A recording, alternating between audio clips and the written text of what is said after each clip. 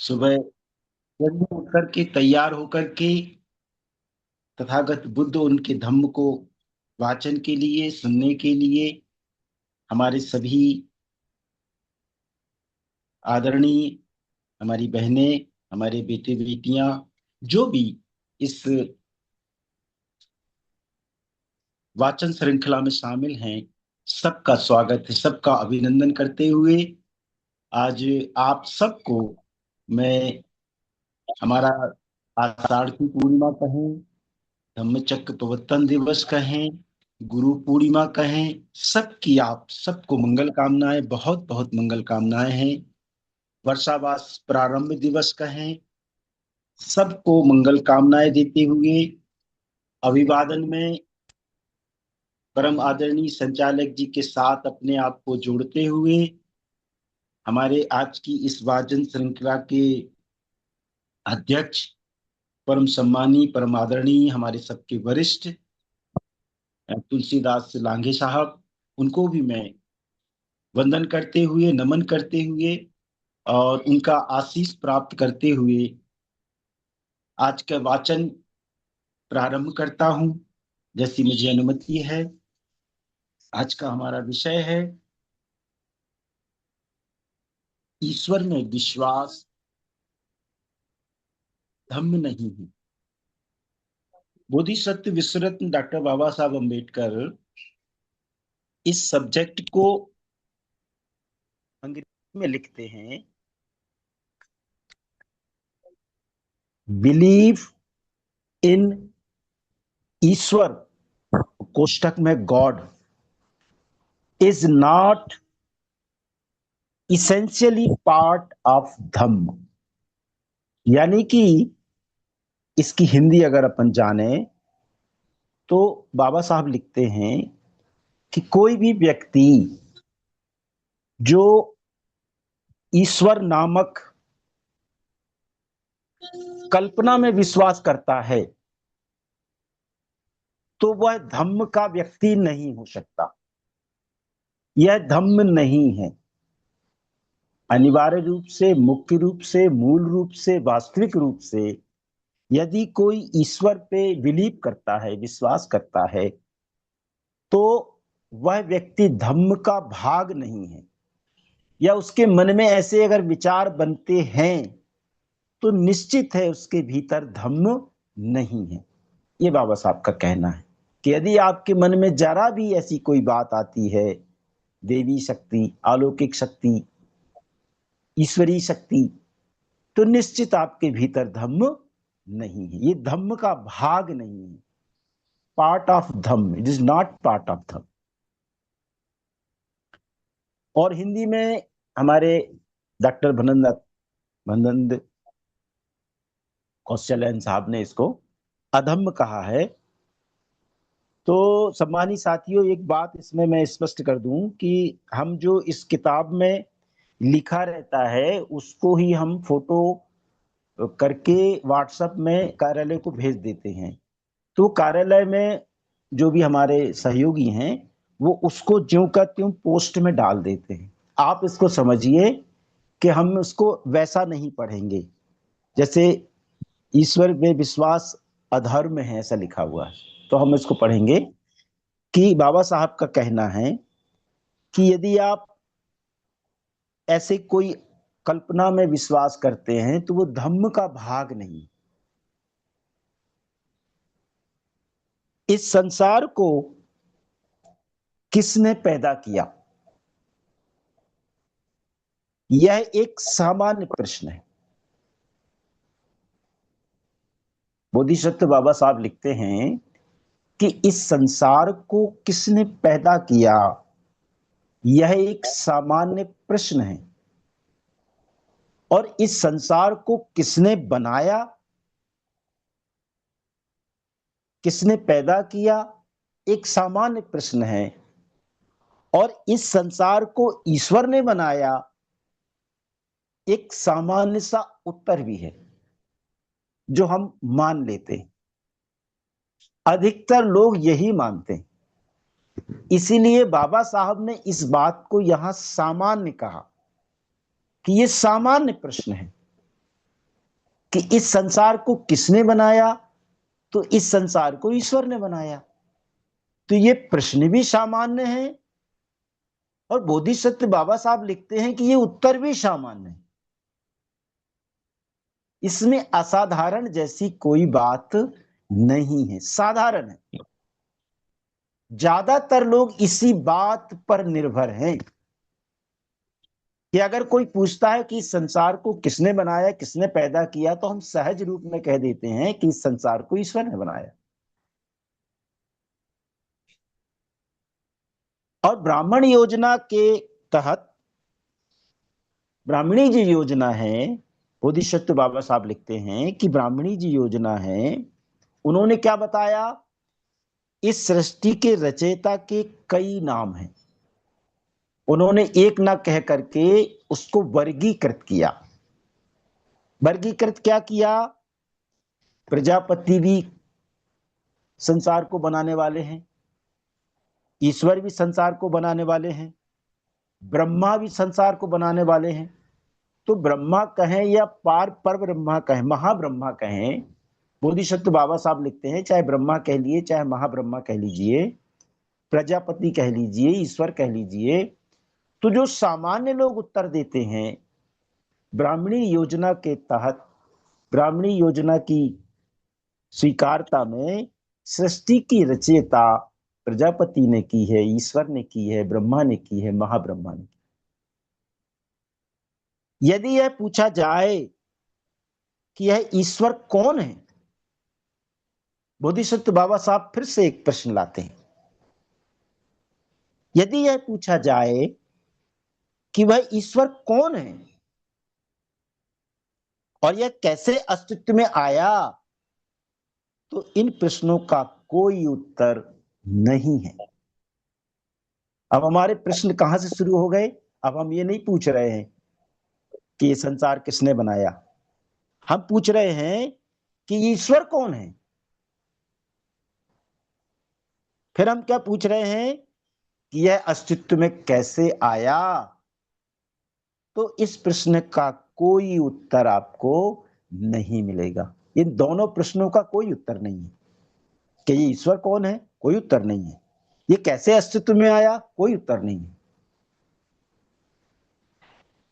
जो लोग ईश्वर में विश्वास रखते हैं वे उसे सर्वशक्तिमान, सर्वव्यापक, सर्व अंतर्यामी, सर्वज्ञ कहते हैं। जैसा मैंने वाचन किया फर्स्ट में, बोधिसत्व बाबा साहब ने अपनी रचना में लिखा कि हम सामान्य बात में कि इस संसार को किसने पैदा किया, तो इस संसार को ईश्वर ने पैदा किया, सिंपल हो गई बात। तो यदि जो लोग इस पे विश्वास करते हैं तो वो बिना दो प्रश्नों के, जो मैंने अभी वाचन किया कि ईश्वर कौन है और ये कैसे अस्तित्व में आया, इन प्रश्नों का कोई उल्लेख नहीं है उनके विचारों में। वो डायरेक्ट इस बात पे आ जाते हैं कि वह सर्वशक्तिमान है, सर्वव्यापक है, सर्व अंतर्यामी है, सर्वज्ञ है, क्योंकि उनका विश्वास ही इस बात पे है। तो वो सीधे इधर से जुड़ जाते हैं कि इस संसार को ईश्वर ने बनाया, और वो ईश्वर कैसा है, सर्वशक्तिमान है, सर्वव्यापक है, सर्वंतर्यामी है, सर्वज्ञ है। सिंपल बात होगी, एकदम साधारण साधारण बात। लेकिन वो दो प्रश्न उनके मन में नहीं आते कि ये ईश्वर कौन है और ये कैसे अस्तित्व में आया। ईश्वर में कुछ नैतिक गुण भी बताए जाते हैं। ये जो कल्पना मात्र एक कल्पना है, इस कल्पना में नैतिक गुणों का भी बखान किया गया। ईश्वर को शिव कहा जाता है, ईश्वर को न्यायी कहा जाता है, ईश्वर को दयालु कहा जाता है। ये नैतिक गुण भी समाये गए उसके अंदर।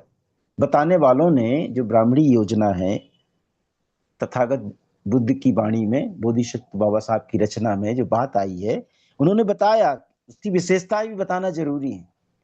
यदि कोई कल्पना को हम किसी के सामने रखें तो उसके लिए थोड़ी कुछ ऐसी धारणा भी बनाना पड़ती है कि इस आदमी को उस पर विश्वास हो जाए, ये कहीं ना कहीं से जुड़े।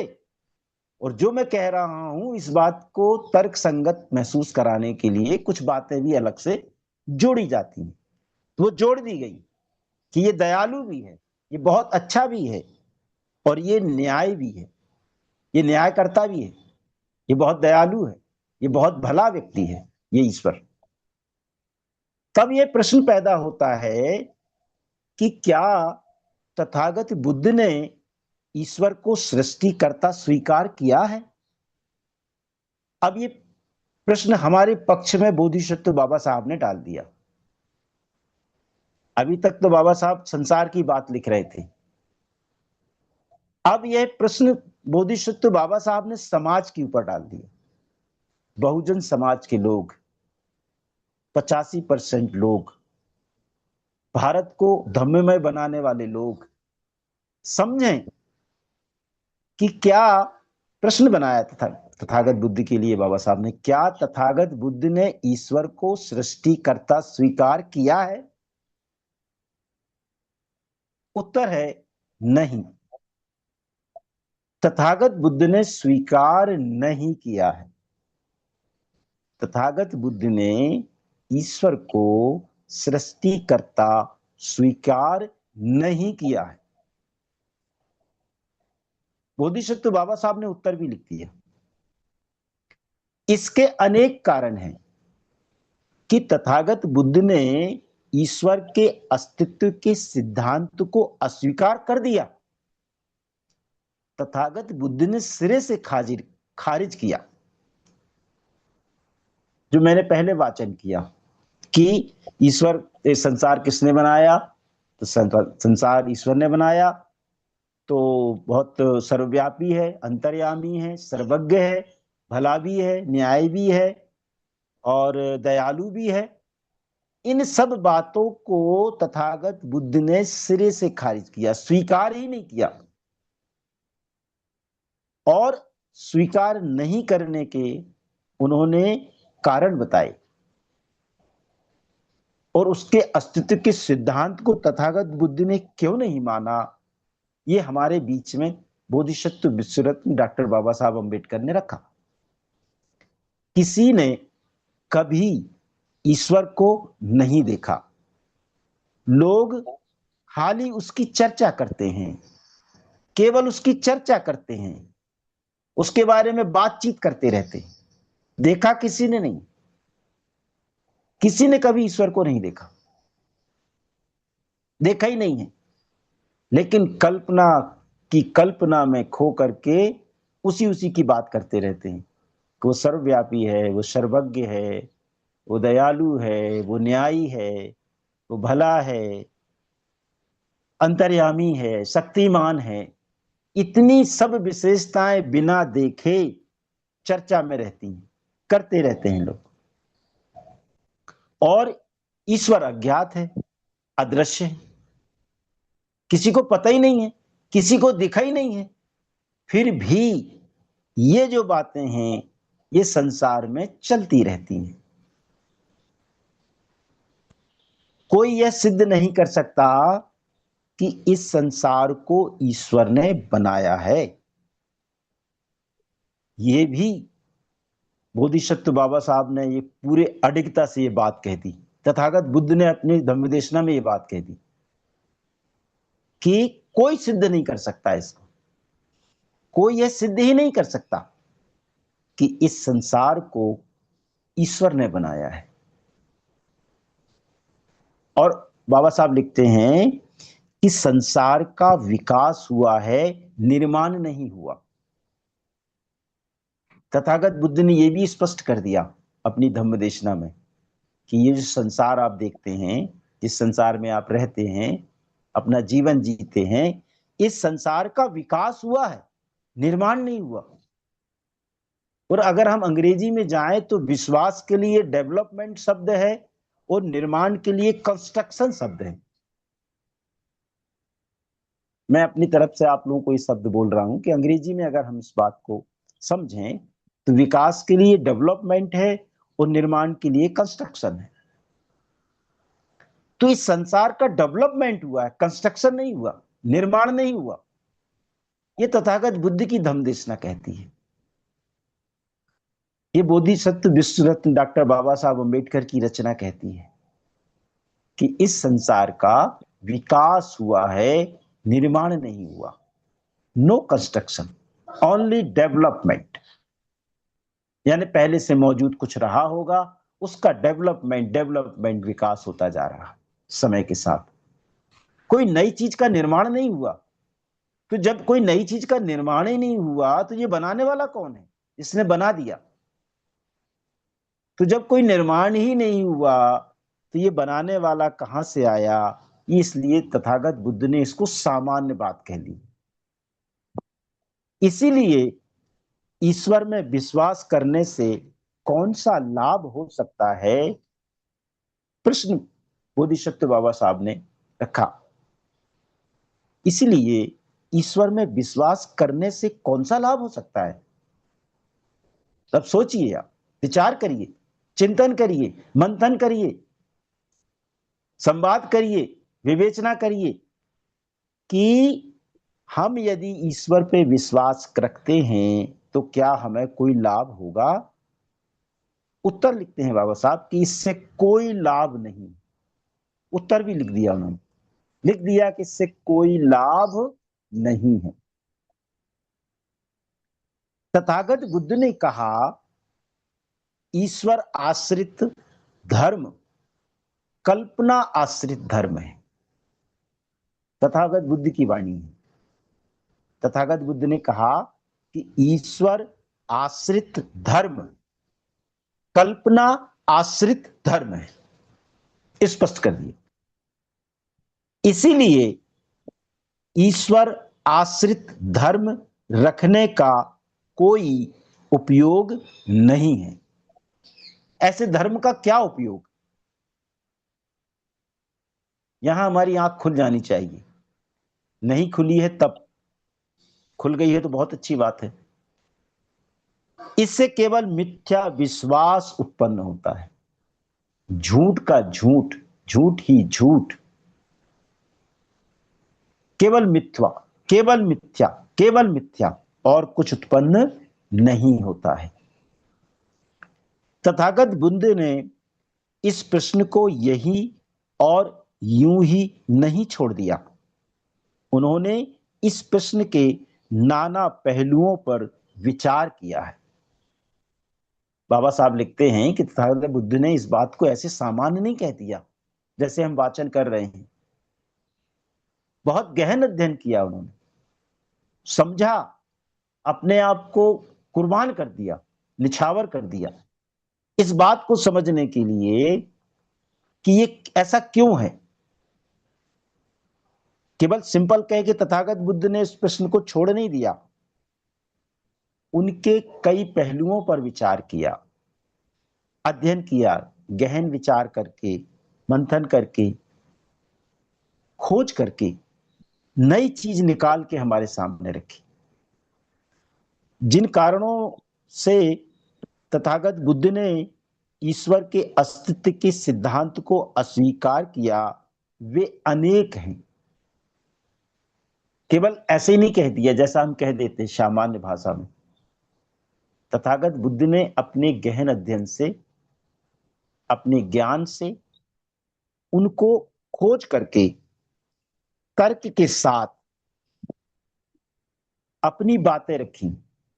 ऐसे सिंपल नहीं कह दिया। आइए उसका वाचन करते हैं कि तथागत बुद्ध ने क्यों ऐसा किया।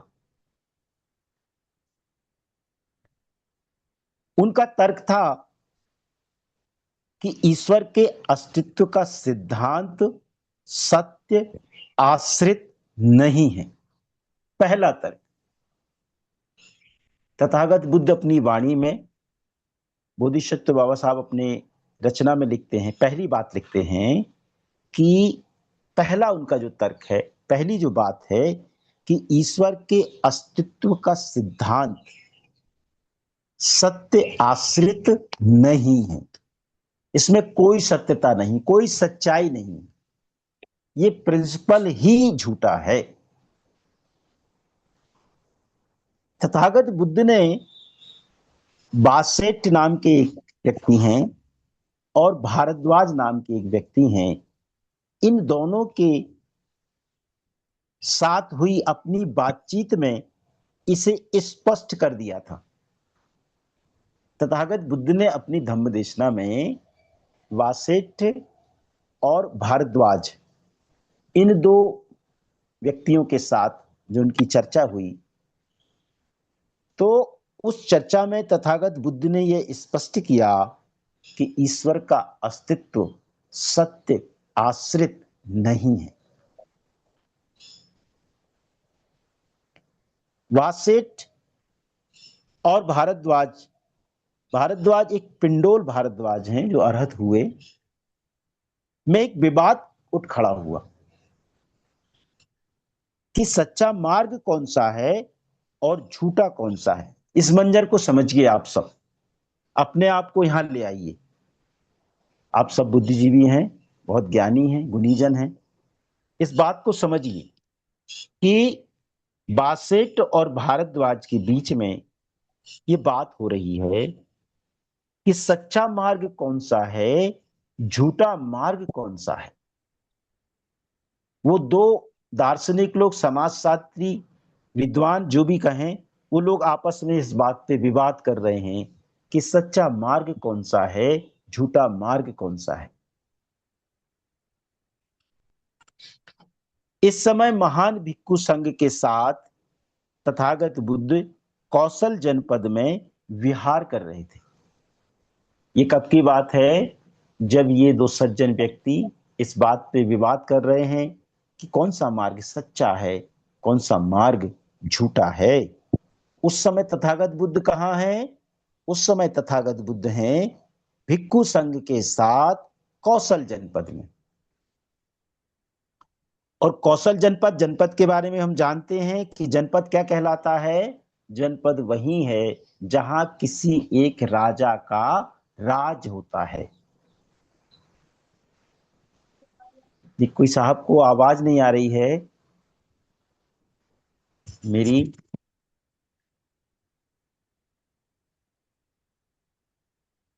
तो तथागत बुद्ध कहाँ है? तथागत बुद्ध कौशल जनपद में है। और जनपद हम उसको कहते हैं जहां किसी राजा का राज रहता। तो कौशल जनपद में किसका राज था? राजा पसैनजित, राजा पसैनजित का राज था। उस कौशल जनपद में तथागत बुद्ध अपने भिक्षु संघ के साथ विहार कर रहे हैं। और वहां मनसाकत नाम के ब्राह्मण गांव में अचिरवती नदी के तट पर एक बगीचे में ठहरे हुए। ये स्थान का नाम है, ये स्थान है अचिरवती नदी के किनारे एक बगीचा है। गांव का नाम है मनसाकत और यह ब्राह्मणों का गांव है। बाबा साहब को देखिए, उन्होंने इतनी बारीक बात को लिखा है कि ये अचिरवती नदी है, उसके किनारे ये ब्राह्मण गांव मनसाकत नाम का बसा हुआ है। उसके बगीचे में भिक्षु संघ के साथ तथागत बुद्ध कौशल जनपद में ठहरे हुए।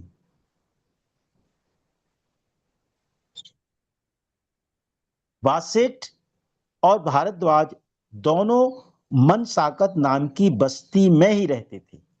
ये दो व्यक्ति जो विवाद कर रहे हैं, जो इस बात पे चर्चा कर रहे हैं कि कौन सा मार्ग सच्चा है, कौन सा मार्ग झूठा है, तो वो लोग भी कहाँ रहते हैं? उसी ब्राह्मण गांव में, मनसाकत नाम का जो ब्राह्मण गांव है, उसी मनसाकत नाम की गांव की बस्ती में रहते थे।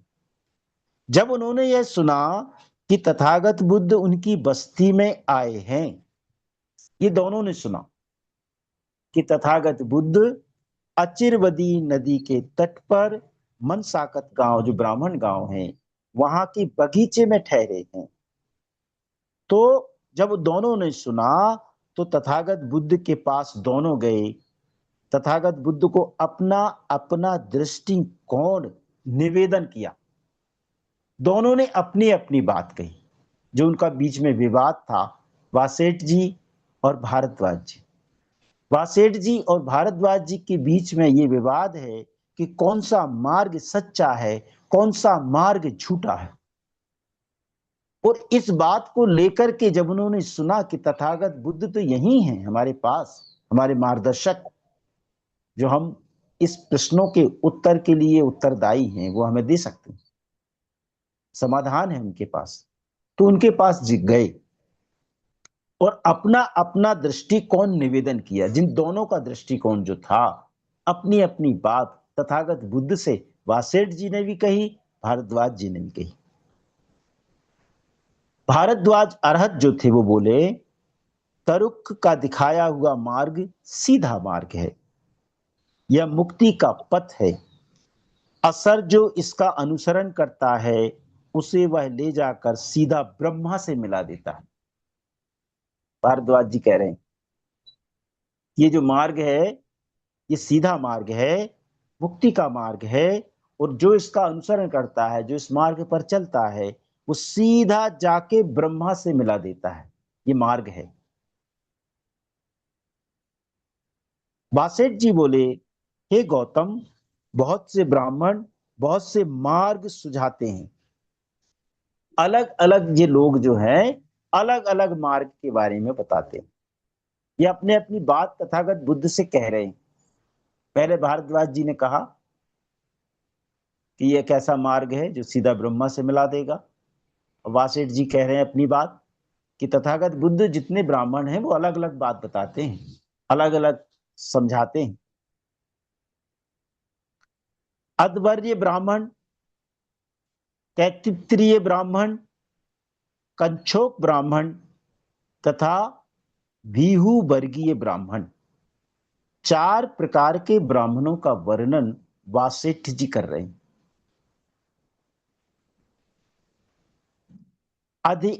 अध्यगर्य गम्य ब्राह्मण, अध्य यम्य ब्राह्मण, ऐसा उन्होंने लिखा, अर्य अध्यर्य ब्राह्मण, तैत्तिरीय ब्राह्मण, कंछोक ब्राह्मण और भीहू वर्गीय ब्राह्मण। ये चार प्रकार के ब्राह्मणों में जो सभी ब्राह्मण हैं ये अलग अलग बात बताते हैं, और कोई उनके बताए पथ का अनुसरण करता है उसे ब्रह्मा से मिला देते हैं। ये अलग अलग ब्राह्मण हैं, ये अलग अलग बात बताते हैं और अंत में बताते हैं कि ये मार्ग ब्रह्मा से मिल जाता है। जिस प्रकार किसी गांव या नगर के पास अनेक रास्ते होते हैं किंतु वे सभी जाकर उसी गांव में पहुंचा देते हैं, उसी तरह से ब्राह्मणों द्वारा दिखाए गए सभी पथ ब्रह्म से जा मिलाते हैं। ऐसा दोनों अपनी बात कह रहे हैं। उन्होंने कहा कि जैसे कोई गांव जाने के लिए कई रास्ते रहते हैं और हम रास्ते से जाते हैं तो उस गांव में पहुंच जाते हैं, इसी प्रकार से ये जो चार प्रकार के ब्राह्मण हैं इन्होंने अपने अपने मार्ग बताए, लेकिन ये सब मार्ग जाकर के ब्रह्मा से ही मिलते हैं, उसी जगह में जाके इकट्ठे। दोनों की बात सुन करके तथागत बुद्ध ने वासेठ जी की बात सुन ली, तथागत बुद्ध ने भारद्वाज जी की बात सुन ली। दोनों की बात तथागत बुद्ध ने सुनी। तब तथागत बुद्ध ने प्रश्न किया, तो वासेठ तुम्हारा क्या कहना है? दोनों की बात जब सुन ली, तथागत बुद्ध ने जो वासेठ जी थे उनसे अपनी बात कही कि तुम्हारा क्या कहना है, कि वे सभी मार्ग सही हैं? वासेठ बोले, हाँ श्रवण गौतम, मेरा यही कहना है कि वे सभी मार्ग सही हैं। एक ने बताया कि वो एक मार्ग है और वो सीधा ब्रह्मा से मिला देता है, सीधा मार्ग है। एक ने बताया कि वो चार प्रकार के ब्राह्मण हैं, चारों मार्ग हैं, वो चारों मार्ग एक जगह एक जाते हैं, वो भी ब्रह्मा से मिला देते हैं। तब तथागत बुद्ध ने उनसे प्रश्न किया कि ये जो मार्ग आपने बताए हैं ये सभी मार्ग सही है क्या? तो वासेठ जी ने कहा कि हाँ, ये सभी मार्ग सही हैं। अब तथागत बुद्ध अपनी बात कहते हैं, लेकिन वासेठ, क्या तीनों वेदों के जानकार इन ब्राह्मणों में कोई एक भी ऐसा है जिसने ब्रह्म का आमने सामने दर्शन किया हो? ये प्रश्न कर दिया तथागत बुद्ध ने वासेठ जी से। प्रश्न क्या कर दिया कि ये जो आपने बताया कि चार प्रकार के रास्ते हैं, चार प्रकार के ब्राह्मण हैं, वे सब जाके ब्रह्म में मिल जाते हैं, तो क्या तीनों वेदों के जानकार ये ब्राह्मण लोग वेदों के जानकार हैं, बहुत ज्ञानी हैं, गुणी हैं, तो क्या ये जानकार लोग, क्या ये ज्ञानी लोग में कोई एक ऐसा ब्राह्मण है जिसने ब्रह्म का आमना सामना दर्शन किया हो? तथागत बुद्ध ने यह प्रश्न वासेठ जी से किया। उनका उत्तर है तथागत बुद्ध नहीं। अब देखिए, अब वो कह रहे हैं कि नहीं, उनकी जानकारी में ऐसा कोई नहीं है कि जिसने ब्रह्म का आमने सामने से दर्शन किया हो। कल्पना है, कल्पना की कल्पना करते करते ये बात इतनी बढ़ गई, तथागत बुद्ध ने उस बात को रोका कि अब बताइए कि ये जो जानकार लोग हैं, ज्ञानी लोग हैं, इन्होंने कहा है कि ब्रह्म के रास्ते में सीधा ब्रह्म मिल जाता है, तो क्या इन लोगों को आमने सामने में कभी ब्रह्म के दर्शन हुए हैं? तब उत्तर आया कि नहीं। क्या तीनों वेदों के जानकार ब्राह्मणों ने गुरुओं में से कोई भी एक ऐसा है जिसने ब्रह्म का आमने सामने दर्शन किया हो? थोड़ा और तथागत बुद्ध आगे बढ़े। एक तो ये ब्राह्मण हो गए, तो उन्होंने कहा नहीं। अब तथागत बुद्ध कह रहे कि क्या इनके गुरु लोग जिन्होंने इनको सिखाया, ये चार प्रकार के ब्राह्मणों को अपना ज्ञान दिया, तो इनके जो गुरु थे, क्या उन गुरुओं में भी कोई एक ऐसा व्यक्ति है जिसने ब्रह्म का आमने सामने दर्शन किया? ये तो हो गए ब्राह्मण लोग। इनके भी गुरु, क्या उनमें कोई ऐसा एक ब्राह्मण है जिसने ब्रह्म का दर्शन किया हो आमने सामने से? तब भी उत्तर आया तथागत बुद्ध नहीं, निश्चय से नहीं। कंफर्म होके वासेठ जी कह रहे हैं कि नहीं, ऐसा कुछ वेदों में, शास्त्रों में या कहीं कोई जानकारी ऐसी नहीं है कि ना तो इनके कोई दर्शन हुए हैं ब्रह्म के आमने सामने, और ना इनके गुरुओं के कोई आमने सामने ब्रह्म के दर्शन हुए। तो किसी ने ब्रह्म को नहीं देखा, किसी को ब्रह्म का साक्षात्कार नहीं हुआ। वासेठ बोले हाँ ऐसा ही है।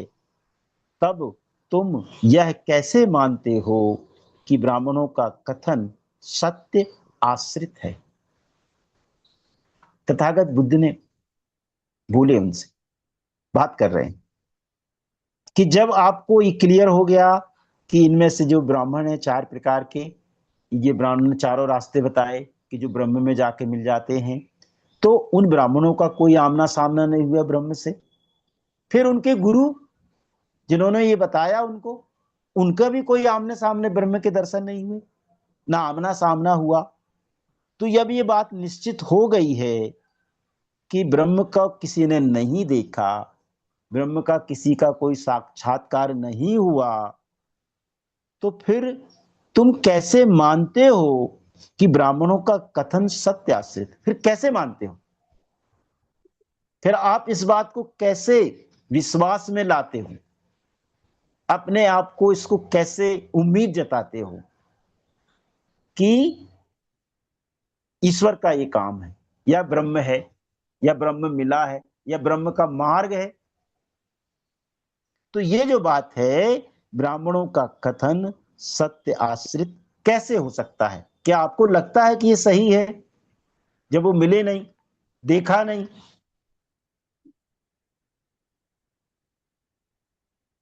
वासेठ जी जैसे कोई अंधों की कतार हो, ना आगे आगे चलने वाला अंधा देख सकता है, और ना बीच में चलने वाला अंधा देख सकता है, ना पीछे चलने वाला अंधा देख सकता है, इसी तरह वासेठ मुझे लगता है कि ब्राह्मणों का कथन केवल अंधा कथन है। जब तथागत बुद्ध ने वासेठ जी से बात की, और वासेठ जी कोई बात नहीं कह पाए, अपने आप को उन्होंने उत्तर के योग्य नहीं समझा। तब तथागत बुद्ध ने अपनी बात कंटिन्यू कही, आगे बढ़ाई कि ऐसा लगता है जैसे कोई ये अंधों की कतार हो। अंधों की कतार में ना आगे चलने वाला अंधा देख सकता है, ना बीच में चलने वाला अंधा देख सकता है, ना पीछे चलने वाला अंधा देख सकता है। जो आगे वाला अंधा कह रहा है वो बीच वाला अंधा कह रहा है, वो पीछे वाला अंधा कह रहा है। ना सामने वाले ने कुछ आगे वाले ने देखा है, ना बीच वाले ने देखा है, ना पीछे वाले ने देखा है, लेकिन तीनों कह रहे हैं कि ये मार्ग ब्रह्म को मिला रहा है। देखा किसी ने नहीं। इसीलिए तथागत बुद्ध ने कहा कि ये जो कतार है ये अंधों की कतार है, ये देखने वालों की कतार नहीं है, ये दृष्टिगोचर लोगों की कतार नहीं है, ये देखने वालों की कतार नहीं है, ये अंधे लोगों की कतार है। जैसा एक अंधा ने कहा वैसा बीच वाला भी कह रहा है, पीछे वाला भी कह रहा है। ना आगे आगे चलने वाला देखता है, ना बीच में चलने वाला देखता है, ना पीछे चलने वाला देखता है। इन ब्राह्मणों को बातचीत केवल उपहासास्पद है, शब्द मात्र है, जिसमें कोई सार नहीं, कोई सार नहीं। तथागत बुद्ध ने स्पष्ट कर दिया अपनी धम्म देशना में। बाबा साहब ने अपने इस रचना में स्पष्ट कर दिया, लिखा उन्होंने कि इस बात को समझ लो आप लोग कि ये जो बात कहने वाले लोग हैं ये अंधों की कतार है। जो भी इस बात को समझ रहा है कि ना आगे वाला देख रहा, ना बीच वाला देख रहा, ना पीछे वाला देख रहा, कोई देख ही नहीं रहा, वो सब कहे जा रहे कि ये मार्ग सच्चा मार्ग है, ब्रह्म को मिलाएगा, और देखा किसी ने नहीं। तो ये बात जो है उन ब्राह्मणों की बात जो है केवल उपहासास्पद है, हंसने लायक है, उपहास के योग्य है, ये सच्चाई के योग्य नहीं है, मानने योग्य नहीं है, अनुसरण के योग्य नहीं है, उपहास के लिए है। और उनके शब्द और उनका मात्र कोई सार नहीं है, जिसमें केवल कल्पना है, सार कुछ भी नहीं, सारांश कुछ भी नहीं, मतलब कुछ भी नहीं, हवा हवाई, जड़ बिल्कुल नहीं है। एक ऐसा वृक्ष जो हवा में लगा हुआ है, उसकी कोई जड़ नहीं है, उसमें सब कुछ है, वृक्ष है, ऊपर हवा में लगा हुआ है, फल भी है, पत्ते भी हैं, सब कुछ है, लेकिन वो वृक्ष हवा में है, जड़ नहीं है उसकी। कल्पना है कि एक वृक्ष है, उसकी डगालें हैं, उसके पत्ते हैं, उसके फूल फूल हैं, उसमें फल हैं, सब कुछ, लेकिन कोई सार नहीं है। वासेठ जी, क्या यह ठीक ऐसा ही नहीं है जैसे किसी व्यक्ति का किसी स्त्री से प्रेम हो गया हो जिसे उसने कभी देखा ना हो? वासेठ जी बोले, हाँ, यह तो ऐसा ही। अब वासेठ जी के पास किसी शब्द कहने का कोई चारा ही नहीं है, सुन रहे हैं वो। तथागत बुद्ध बोले कि ये जो बात आपने कही ये ऐसी ही है जैसे कोई व्यक्ति को किसी स्त्री से प्रेम हो जाए। एक उदाहरण से समझाते हैं कि जैसे किसी व्यक्ति को कोई स्त्री से प्रेम हो जाए और उस स्त्री को कभी उसने देखा ही नहीं, एक ऐसी कल्पना हो गई कि उसे प्रेम तो हो गया है स्त्री से, लेकिन उस स्त्री को उस व्यक्ति ने कभी देखा नहीं, ऐसा ही है। तब वासिष्ठ जी को तथागत बुद्ध की हार में हाँ मिलाना पड़ा और उन्होंने कहा कि हाँ तथागत बुद्ध, ऐसा ही है जैसा आप कह रहे हैं, क्योंकि उनके पास कोई जवाब नहीं, कुछ है ही नहीं कि कह सके। तथागत बुद्ध के स्पष्ट धम्म देशना, बाबा साहब की रचना स्पष्ट करती है कि कोई जवाब नहीं, कोई बोल ही नहीं सकता।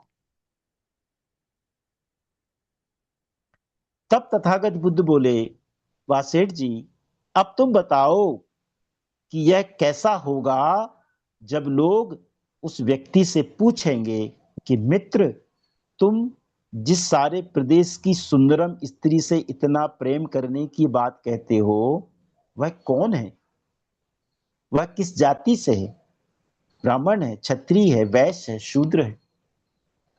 कुछ बताओगे उनके बारे में? तो वह कुछ भी नहीं बता सकता है। क्यों? उसने देखा ही नहीं है। जब देखा ही नहीं है तो उसके रूप के बारे में, उसके वर्णन के बारे में, उसकी रचना के बारे में, उसकी समाज के बारे में कैसे बता सकता है? अनुत्तर है वो, कोई उत्तर ही नहीं। तो यदि कोई व्यक्ति कोई पूछता है उससे कि भाई आपको जिस स्त्री से प्रेम है उसके बारे में कुछ बताओगे, तो कुछ नहीं बता पाए, देखा ही नहीं।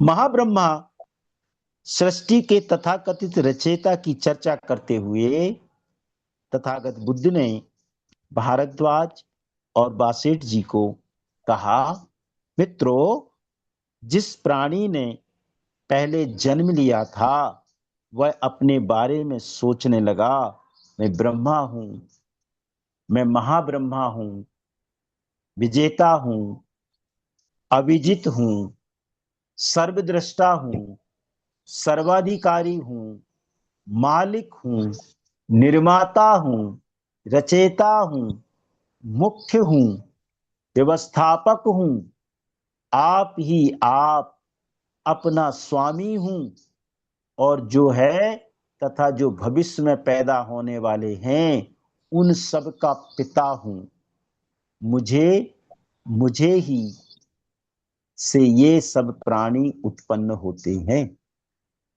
ऐसा महाब्रह्मा के बारे में तथागत बुद्ध लिखते हैं कि महाब्रह्मा सृष्टि के तथाकथित रचयिता की चर्चा करते हुए तथागत बुद्ध ने भारद्वाज और वासिष्ठ जी से कहा। क्या कहा? कि जिस प्राणी ने पहले जन्म लिया था इस संसार में, वो अपने बारे में सोचने लगा। अपने बारे में क्या सोचा उन्होंने? कि मैं ब्रह्मा हूं, मैं महाब्रह्मा हूं, मैं विजेता हूं, मैं अविजित हूं, मैं सर्वद्रष्टा हूं, मैं सर्वाधिकारी हूं, मालिक हूं, निर्माता हूं, रचयिता हूं, मुख्य हूं, व्यवस्थापक हूं, स्वामी हूं, और भविष्य में जो लोग पैदा होंगे उन सब का पिता भी हूं, और मुझे ही ये सब प्राणी उत्पन्न होते हैं। ऐसा उनने अपने बारे में कहा। तो इसका यह मतलब हुआ कि ना कि जो अब है और जो भविष्य में उत्पन्न होने वाले हैं, ब्रह्मा सबका पिता है, ऐसा कह दिया ब्रह्मा। तो इस बात का स्पष्ट मतलब ये हो गया कि अब जो भविष्य में जितने भी लोग आएंगे उन सब के पिता ब्रह्मा है। और यहां पर मैं अपने इस वाचन को विराम देता हूं। हमारे आज के परम आदरणीय अध्यक्ष, हमारे सबके वरिष्ठ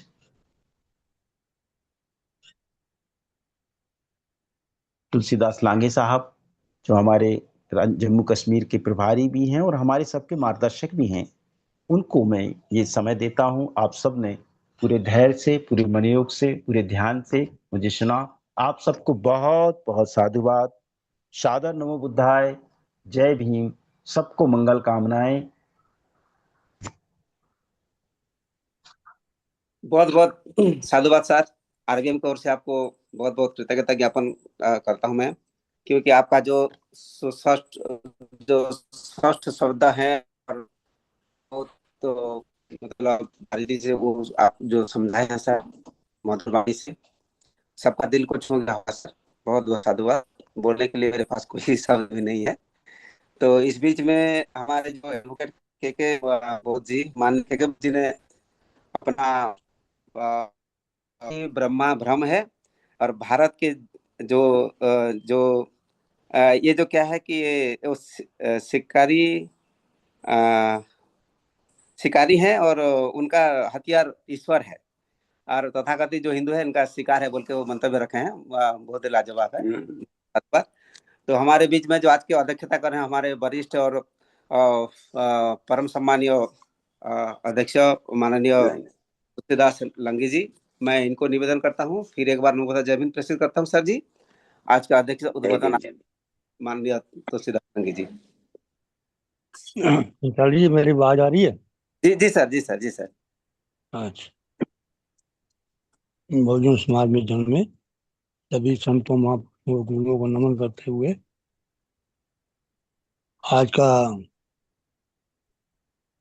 वाचन जो हुआ है कि ईश्वर का, ये विषय था कि ईश्वर है कि नहीं है।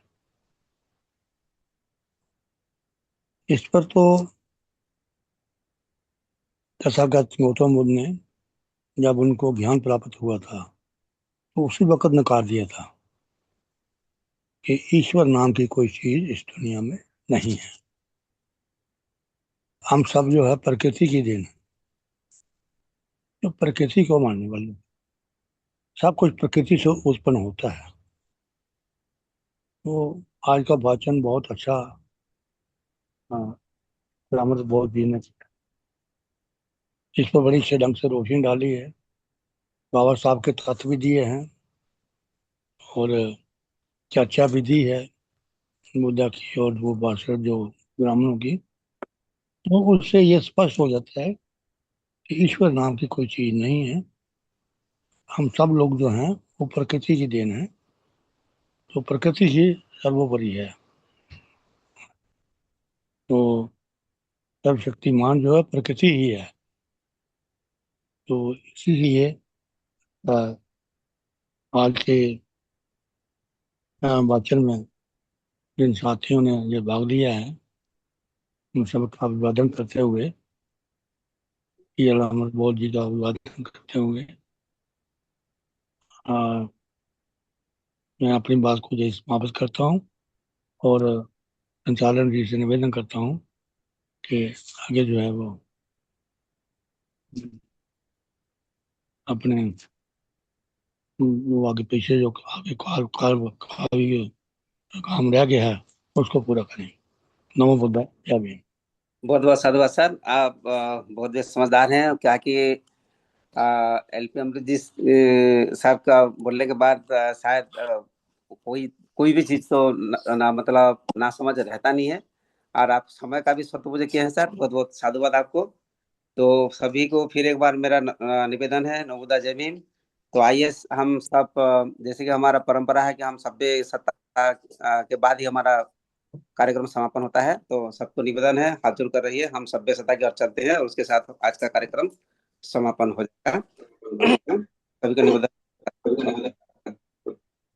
स्टार्ट।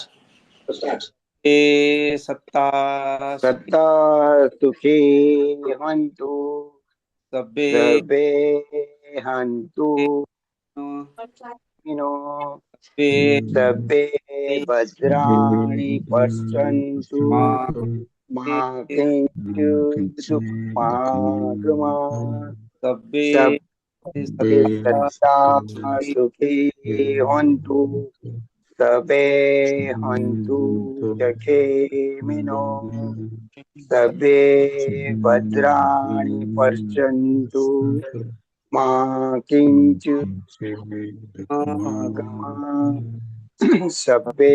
सत्ता सुखी हन्तु सर्वे हन्तु सुखिनो सर्वे भद्राणि पश्यन्तु मा किञ्चित् दुःखमागमात् साधु साधु